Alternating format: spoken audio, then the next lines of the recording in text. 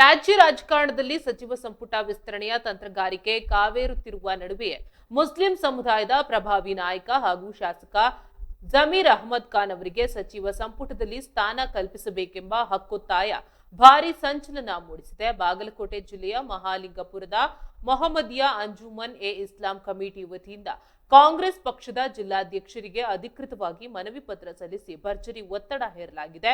ಹಿಂದಿನ ಸರ್ಕಾರದಲ್ಲಿ ಸಚಿವರಾಗಿ ಜಮೀರ್ ಅಹಮದ್ ಖಾನ್ ಅವರು ಅತ್ಯಂತ ಜನಪರ ಹಾಗೂ ದಕ್ಷ ಕೆಲಸಗಳನ್ನ ಮಾಡಿದ್ದಾರೆ.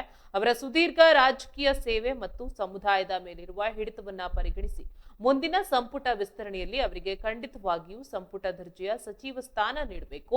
ಮುಸ್ಲಿಂ ಸಮುದಾಯವು ಸದಾ ಕಾಂಗ್ರೆಸ್ ಪಕ್ಷದ ಬೆನ್ನೆಲುಬಾಗಿ ನಿಂತಿದ್ದು ಹೈಕಮಾಂಡ್ ಈ ಬೇಡಿಕೆಯನ್ನ ತಕ್ಷಣವೇ ಈಡೇರಿಸಬೇಕು ಎಂದು ಕಮಿಟಿ ಮುಖಂಡರು ಒತ್ತಾಯಿಸಿದ್ದಾರೆ. ಮನವಿ ಸಲ್ಲಿಕೆ ವೇಳೆ ಕಮಿಟಿ ಅಧ್ಯಕ್ಷರು, ಪದಾಧಿಕಾರಿಗಳು ಹಾಗೂ ನೂರಾರು ಅಲ್ಪಸಂಖ್ಯಾತ ಸಮುದಾಯದ ಕಾರ್ಯಕರ್ತರು ಉಪಸ್ಥಿತರಿದ್ದು ಜಮೀರ್ ಪರವಾಗಿ ಜಯಘೋಷ ಮೊಳಗಿಸಿದ್ದಾರೆ.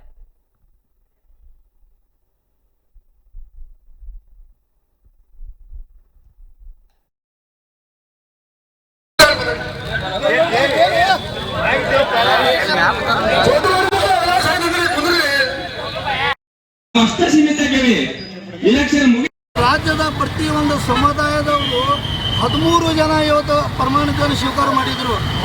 ಇಂಥದ್ದೊಂದು ಕರ್ನಾಟಕದಲ್ಲಿ ಒಂದು ಬಹಳ ದೊಡ್ಡ ಸಂಖ್ಯೆ ಮುಸ್ಲಿಂ ಸಂಖ್ಯೆ.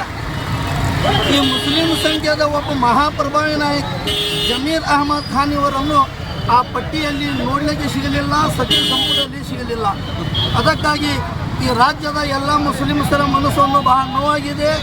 ಇದು ಅಸಮಾಧಾನ ಅಂತ ಹೇಳಿಕೆಯಿಂದ ನಾವು ಇವತ್ತು ನಿಮಗೆ ಕರ್ನಾಟಕ ಸರ್ಕಾರಕ್ಕೆ ಇವತ್ತು ಎಚ್ಚರಿಕೆ ಕೊಡ್ತಾ ಇದ್ದೇವೆ. ನೋಡ್ರಿ, ಎಷ್ಟು ಅನ್ಯಾಯ ನಮ್ಮ ಮೇಲೆ. ಒಂದು ಪಕ್ಷ ಸಂಘಟನೆ ಆಗಬೇಕಾದ್ರೆ ಮುಸ್ಲಿಂ ನಾಯಕರು ಬೇಕು, ಮುಸ್ಲಿಂ ಸಮುದಾಯ ಬೇಕು. ಒಂದು ಪಕ್ಷ ಅಧಿಕಾರಕ್ಕೆ ಬರಬೇಕಾದ್ರೆ ಮುಸ್ಲಿಂ ನಾಯಕರು ಬೇಕು, ಮುಸ್ಲಿಮರ ಸಂಘಟನೆ ಬೇಕು, ಮುಸ್ಲಿಂ ಸಮುದಾಯ ಬೇಕು. ಯಾವುದಾದ್ರೂ ಒಂದು ಉನ್ನತ ಮಟ್ಟದ ಸ್ಥಾನವನ್ನು ಕೊಡಬೇಕಾದ್ರೆ ಮುಸ್ಲಿಂ ನಾಯಕರನ್ನು ಬ್ಲ್ಯಾಕ್ ಲಿಸ್ಟ್ನಲ್ಲಿ ಇಡಬೇಕು. ಇದು ಯಾವ ನ್ಯಾಯಪ? ಇದು ಅನ್ಯಾಯ. ಇದು ಬಹಳ ದೊಡ್ಡ ಅನ್ಯಾಯ. ಮುಸ್ಲಿಂ ಸಮಾಜಕ್ಕೆ ಸಹಿಸಲಾರದಂತಾದ ಅನ್ಯಾಯ ನಮಗೆ. ಇದೇ ನಿರಂತರವಾಗಿ ಈಗ ಸದ್ದ ತಕ್ಷಣವೇ ಸ್ಟಾರ್ಟ್ ಇಮಿಡಿಯೇಟ್ಲಿ ನಮ್ಮ ಬಿಜೆಡ್ ಜಮೀರ್ ಅಹಮದ್ ಅವರನ್ನು DCM ಅಂತೇಳಿ ಮಾಡಿ ಪ್ರಮಾಣ ವಚನ ಸ್ವೀಕಾರ ಮಾಡಬೇಕು ಹಾಗೂ ಒಂದು ಸಚಿವ ಸ್ಥಾನ ಕೊಡಬೇಕು. DCM ಹಾಗೂ ಸಚಿವ ಸ್ಥಾನ ಯಾಕಪ್ಪ ಇವು ಎರಡು ಬೇಡಿಕೆ ಅಂದ್ರೆ, ಜಮೀರ್ ಅಹಮದ್ ಖಾನ್ ಒಬ್ಬ ಮುಸ್ಲಿಂ ನಾಯಕನಷ್ಟೇ ಅಲ್ಲ, ಇಡೀ ರಾಜ್ಯದ ಎಲ್ಲ ಸಮುದಾಯಕ್ಕೆ ಬೇಕಾದವ ಒಬ್ಬ ಅಹಿಂದ ನಾಯಕ. ಎಲ್ಲ ಸಮುದಾಯಕ್ಕೆ ಜಾತ್ಯತೀತವಾಗಿ ಮೇಂಟೈನ್ ಮಾಡುವಂಥ ಈ ರಾಜ್ಯದಾಗ ಯಾರಾದರೂ ಇದ್ರೆ ಅದಕ್ಕೆ ಬಿಜೆಪಿ ಜಮೀರ್ ಖಾನ್ ಇದ್ದಾರೆ.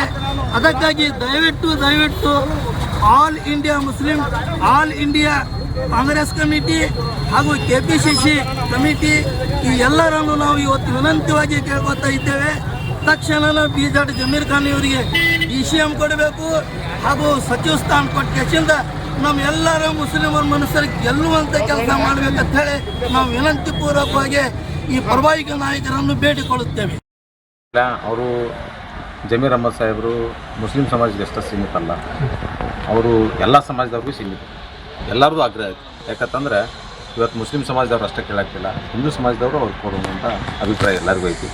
ಒಳ್ಳೆ ಕಾರ್ಯ ಮಾಡ್ಯಾರು, ಜನರಿಗೆ ಪಬ್ಲಿಕ್ಕಿಗೆಲ್ಲ ಒಂದು ಒಳ್ಳೆಯ ಹೆಸರು ಮಾಡ್ಯಾರು.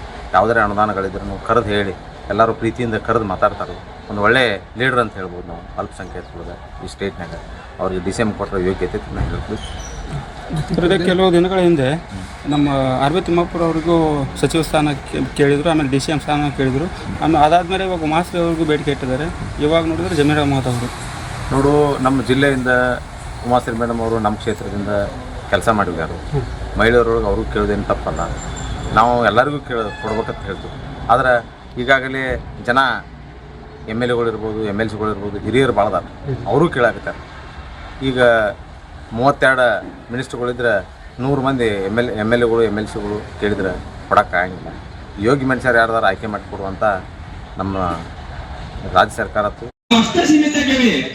ಇಲೆಕ್ಷನ್ ಮುಗಿದ ತಕ್ಷಣ ನೀವು ಯಾರನ್ನು ಅಂತ ಕೇಳೋ